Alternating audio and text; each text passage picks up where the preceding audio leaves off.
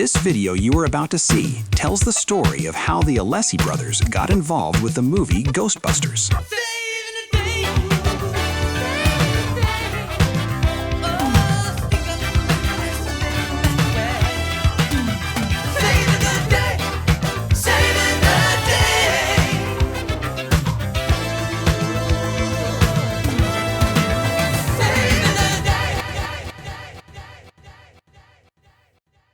Producer Phil Ramone asked Billy and Bobby to submit a song for the title track of a movie being directed by Ivan Reitman. There were over 60 songs submitted for the title track. In the end, Ray Parker Jr.'s song, Who You Gonna Call, was chosen, but Ivan was captivated by the Alessi brothers' song, Savin' the Day. Here's Bobby. Phil Ramone asked us to submit a song for the title track, and he sent us a piece of video with Harold Ramis and Dan Aykroyd driving an Ecto-1 over the Brooklyn Bridge. In the background, you could hear Huey Lewis's song, I Need a New Drug. That was the temp track. We wrote a bunch of songs, but then we didn't hear back from them and figured, okay, we tried. About 10 days later, Ivan called and said, "Guys, you didn't get the title track, but I have a special place in the movie for your song, Savin' the Day.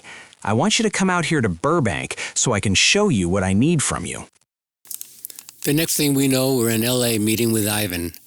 They showed us a bunch of clips with pencil drawings of Slimer and Stay Puft. We still weren't sure what kind of movie it was, a kid's movie or a cartoon, but we met with good friend and amazing talent, Tom Scott, and he said, "Guys, you're working on the hottest movie of the summer." Sure enough, by the time we got back to New York, every New York City bus had the Ghostbusters logo on the side. While we were in LA, we were invited to the Elmer Bernstein session, where he recorded the theme orchestration with a 70-piece orchestra. That was amazing. Once all the musicians were in position, Elmer took his podium. The lights went down, and a giant screen projected the scene that was being scored. Hollywood magic before our very eyes. That's pretty cool. Ivan showed us where Savin' the Day would come in the movie, and he said he may need some abbreviated versions. He wasn't kidding. For the next couple of weeks, we got calls from Ivan almost every day. He'd say, I need a version that starts with the drums for 20 seconds, stuff like that. Which is why there are so many versions of our song Savin' the Day. And over the years, we got a lot of requests for the version with the horns or this version or that version. But we'll get to that. Billy and Bobby wound up doing quite a few versions for Ivan, which is why about 30 years later, the brothers created their popular CD titled Savin' the Day, Every Version There Is or Ever Was. I was replacing the oil burner in my home that I've lived for, since the 80s. And we had to clear out everything around the oil burner. All of a sudden, there they were. The mixtapes from Ghostbusters, every version. Magnetic audio tape this old needs a special process called baking, which softens the coating so it doesn't break apart when passing over the playhead.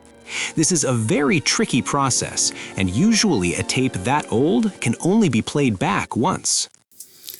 We took the tapes to our good friend and amazing musician, Richie Cannata, who owns a great recording studio near us in Glen Cove.